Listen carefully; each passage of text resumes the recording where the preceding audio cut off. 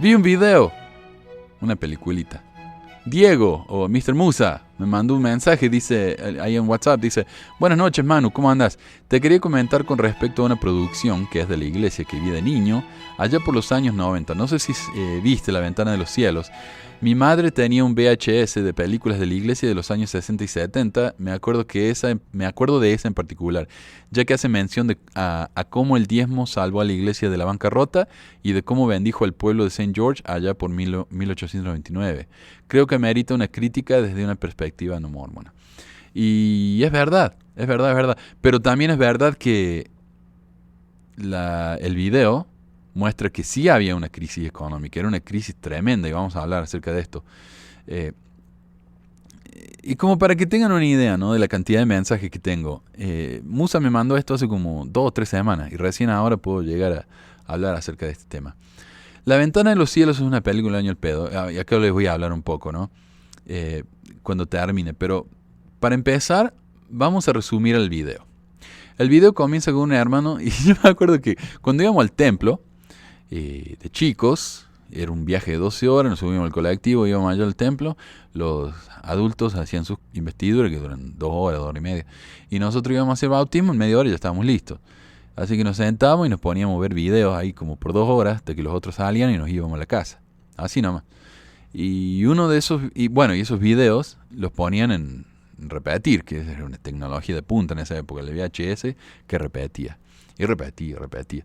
Y a veces veía este video 2 o 3 veces seguidas, ahí en la sala de espera del Templo de Buenos Aires. Y lo que más me acuerdo es cuando la voz del profeta Snow, Lorenzo Snow, y nos reíamos por ahí con los amigos. Mis queridos hermanos de St. George. Me encanta. Y bueno, el video comienza con un hermano diciéndole al presidente de la iglesia, Lorenzo Snow, que la iglesia está prácticamente en la quiebra. Presidente Snow, supongo que está enterado que la iglesia debe más de $2 millones, y temo que no conseguiríamos ni un centavo más, aunque diéramos el tabernáculo como garantía. Desde que el gobierno embargó las propiedades de la iglesia hace 11 años, hemos gastado millones tratando de recuperarlas y todavía no lo hemos logrado. Con tantas deudas, la iglesia está realmente en bancarrota. Al mismo tiempo, Snow recibe una revelación de que debe ir a visitar a los hermanos de St. George. Hoy día, de Salt Lake a St. George, yendo en la carretera, no en la ruta, lleva unas 4 o 5 horas. Así que me imagino que en esa época, yendo en tren, llevaría mucho más, capaz que un día. Snow dice que su familia tiene que acompañarlo, al igual que la primera presidencia con todas sus familias. Aún no sabe por qué debe ir, pero tiene que ir. Cuando uno le dice que espera que no sea demasiado caluroso en St. George, aprovechan para hacer un chiste absolutamente graciosísimo. Espero que no haga tanto calor que usted se nos vaya a derretir. Ni el intenso calor podrá derretir la nieve de mi pelo.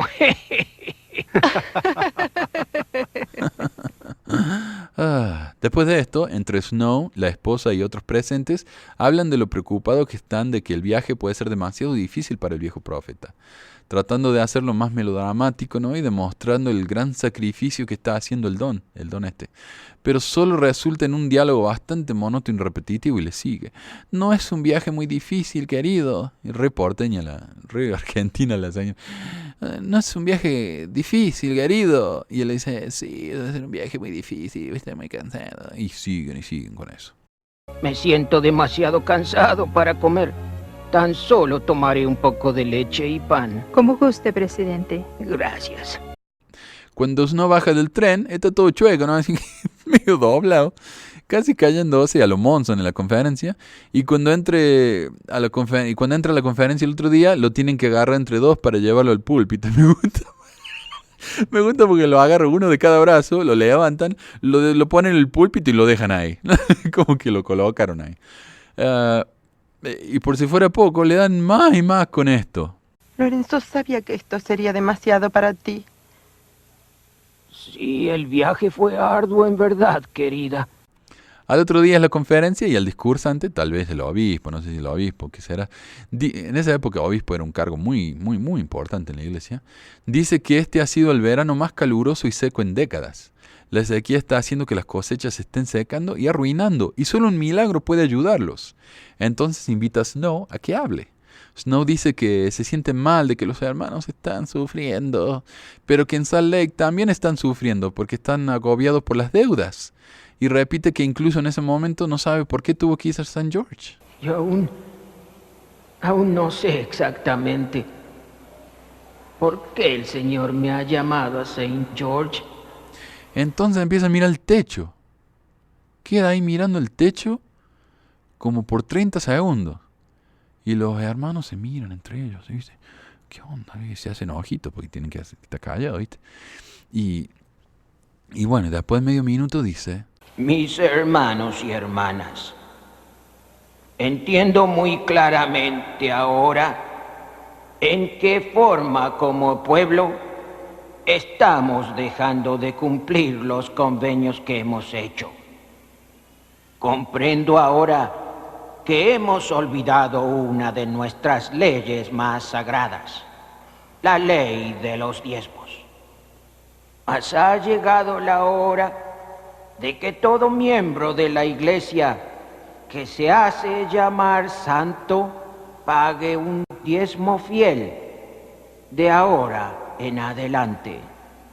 Snow entonces promete que si todos pagan el diezmo, los mormones van a salir de las deudas y van a ser un pueblo próspero. No solo eso, sino que hace una promesa bien específica que si todos pagan el diezmo... Y os prometo en el nombre del Señor que a su tiempo las nubes llegarán y descenderán las lluvias del cielo. Vuestras tierras se regarán, los ríos y las zanjas se llenarán, y recogeréis buena cosecha esta misma temporada. Y parece que después de dar el discurso, Snow se entusiasmó y una vez que vio cómo pagar las deudas, se le pasó el cansancio de manera bien milagrosa. ¿Volveremos directamente a Salt Lake, presidente? No, hermanos. Vamos a detenernos en todos los pueblos a predicar el diezmo. Ahí entonces muestran a unos diciendo que la tierra está tan seca que parece al vicio sembrar. Pero otro parece, me parece que es el obispo, y dice que como él escuchó al profeta, sabe que la promesa se va a cumplir y va a sembrar de todos modos. Bueno, esta es una manera bien manipulativa para mostrarle a los miembros que dudan que tienen que callarse, bajar la cabeza y obedecer al profeta ciegamente, sin importar las consecuencias.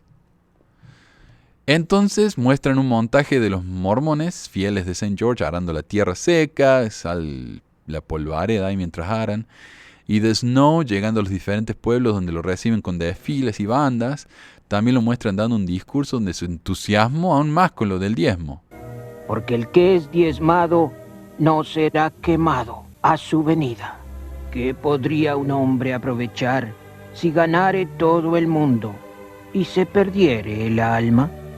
¿O qué dará el hombre en recompensa a cambio de su alma? La expiación que viene de la desobediencia a la ley de los diezmos es que esos desobedientes no se encontrarán jamás entre el pueblo de Dios. Entonces, uno puede inferir que este es el momento en el que el diezmo se convirtió en el mandamiento más importante en la iglesia. En ningún momento lo muestran hablando de caridad, de bondad, de cuidarse los unos a los otros, de ayudar, nada. Es todo sobre el diezmo y como si uno diezma no se va a condenar. Es asquerosamente manipulativo. Después de todos los discursos amenazando medio mundo, muestran otro montaje, esta vez de personas dándole el diezmo al obispo. Uno le da una gallina y dice que es la más gorda que tiene porque el Señor se merece lo mejor. Me encanta que Snow dice... ¡Ah, cuán maravilloso, hermano Gibbs!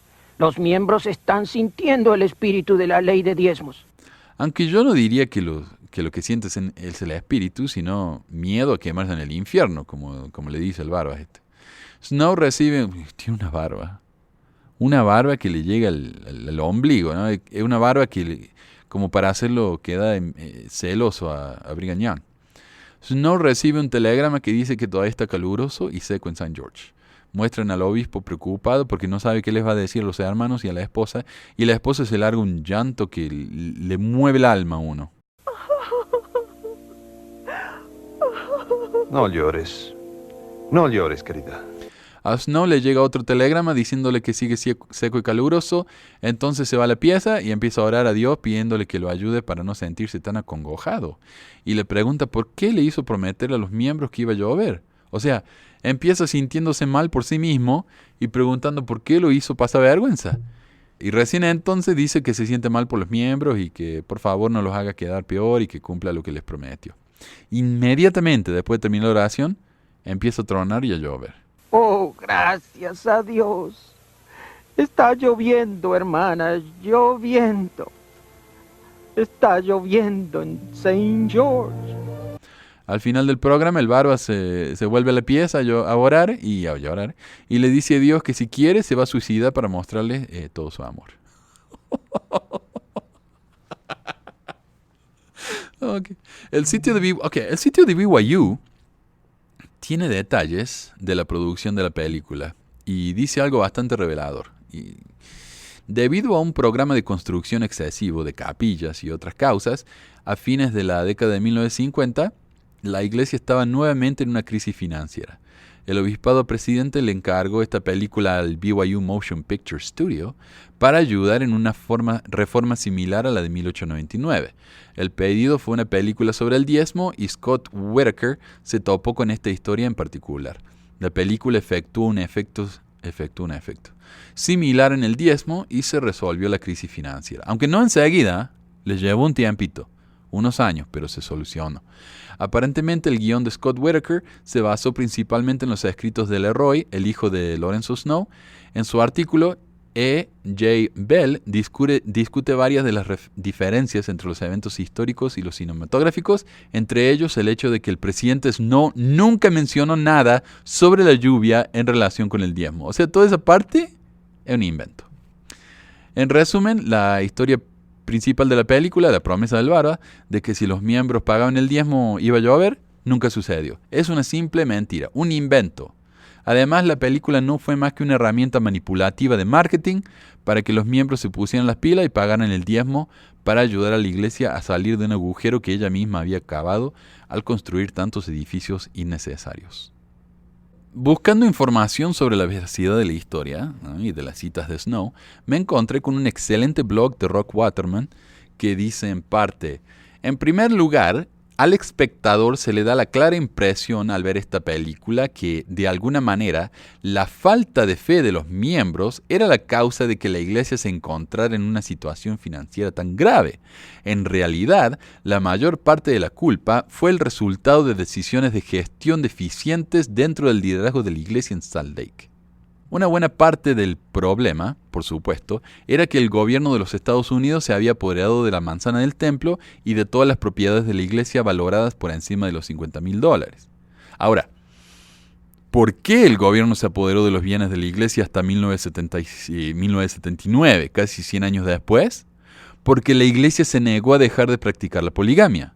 El gobierno, cansado de la criminalidad descarada de los mormones, pasó el acta de Edmund Stucker, haciendo la cohabitación ilegítima ilegal, y se apoderó de todos esos bienes, lo que causó una tremenda deuda, lo que a su vez inspiró al Señor a darle a sus profetas la revelación de que dejaran de practicar la poligamia. Es curioso cómo la plata puede afectar tanto a las revelaciones divinas, ¿no? Pero bueno, él continúa. Pero incluso sin la ayuda del gobierno, entre comillas, la jerarquía de la iglesia, antes de que Lorenzo Snow asumiera el cargo, había creado más problemas que los que ahora ponían en peligro la supervivencia de la iglesia.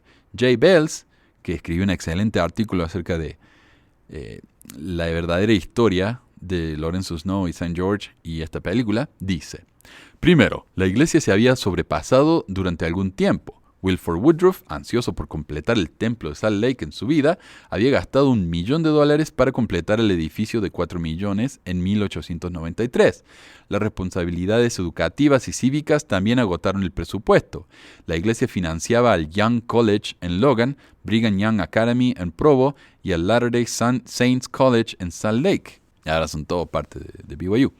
Además, la iglesia invirtió fuertemente en compañías locales de energía, minería, azúcar y sal, tratando de estimular el empleo regional. Según Michael Quinn, la causa principal del endeudamiento de la iglesia fue las pérdidas masivas de las empresas de minería, azúcar, bienes raíces, banca y de inversiones interconectadas de la iglesia. La iglesia sí tenía un banco, el Banco de Sion. Ya en 1893, la iglesia comenzó a pedir prestado para cumplir con sus obligaciones, primero de los presidentes de estaca y finalmente de instituciones externas como Wells Fargo y National Union Bank. En segundo lugar, la iglesia mantuvo poca supervisión fiscal. Snow, al asumir la presidencia, se había alarmado al descubrir que no existían controles presupuestarios. Las decisiones sobre el uso de los fondos de la iglesia se hicieron ad hoc, o al azar, según fuera necesario. Una libertad tomada por la película fue la idea de que Lorenzo Snow llamó a la gente de St. George al arrepentimiento por aflojar sus pagos de diezmo. Por lo contrario, según los informes de los periódicos, sus comentarios fueron principalmente elogiosos de la gente de esta sección del país por sus diezmos y ofrendas, dándoles el nombre de ser los mejores pagadores y por tener la participación más fiel en la iglesia. Y aunque él habló sobre el diezmo, Snow no mostró ninguna revelación dramática recibida en medio de su charla y no prometió lluvia si la gente pagaba su diezmo. De hecho, al contrario del mensaje principal de la película, no hubo conexión alguna entre la sequía y el diezmo. Algo bueno, también, porque hubiera sido vergonzoso. Hubo un poco de lluvia aquí y allá durante los próximos 3 años, pero el ciclo de sequía no terminó en St. George hasta 1902. Como nota final, vale la pena recalcar el escándalo causado por la media verdad o media mentira por parte de la iglesia cuando publicó la siguiente cita de Snow en el manual de los presidentes de la iglesia. ¿Se acuerdan esos manuales? En el manual de Snow dice: «Les suplico en el nombre del Señor y ruego que todo hombre, mujer y niño, ... pague una 10ª parte de sus ingresos como diezmo». Está en la página 168 del manual. El problema es que donde están los 3 puntos, la cita original decía que tiene los medios. Es decir, Snow dijo: todo hombre, mujer y niño que tiene los medios pague una 10ª parte de sus ingresos. ¿Entienden la diferencia? La primera cita nos hace entender que todos deben pagar el diezmo, hasta los niños. Mientras que la segunda cita clarifica que no, que solo los que pueden deben pagarlo. Lo que hay que entender es que en la época de Snow, el diezmo era diferente al diezmo de hoy. El diezmo era pagado del excedente de los bienes de uno, no de los bienes principales. Es decir, una vez que uno paga la casa, la comida, la ropa para los chicos, los impuestos, lo que sea, lo que nos queda, uno voluntariamente se lo da a la iglesia. Y eso está en un artículo de Revelaciones en Contexto. Lo pueden ahí encontrar en lds.org o churchofjesuschrist.org. Doctrina y Convenio 119 dice: de cierto así dice el Señor, requiero que todos los bienes sobrantes se pongan en manos del obispo de mi iglesia en Sion, y esto será el principio del diezmo de mi pueblo. Y curiosamente, el versículo 4 agrega: y después de esto, todo aquello que hayan entregado este diezmo pagarán la 10ª parte de todo su interés anualmente. Interés. Y esto les será por ley fija para siempre, para mi santo sacerdocio, dice el Señor. 10ª parte de su interés. Ley fija para siempre. Diferente, ¿no? Pero, por supuesto, si la iglesia quisiera seguir haciendo eso hoy en día, ¿quién va a pagar para que esos pobres yuteños vayan a BYU y reciban un lavado de cerebro que les va a durar de por vida? ¿O quién les va a ayudar a construir centros comerciales y departamentos de lujo por todo el mundo?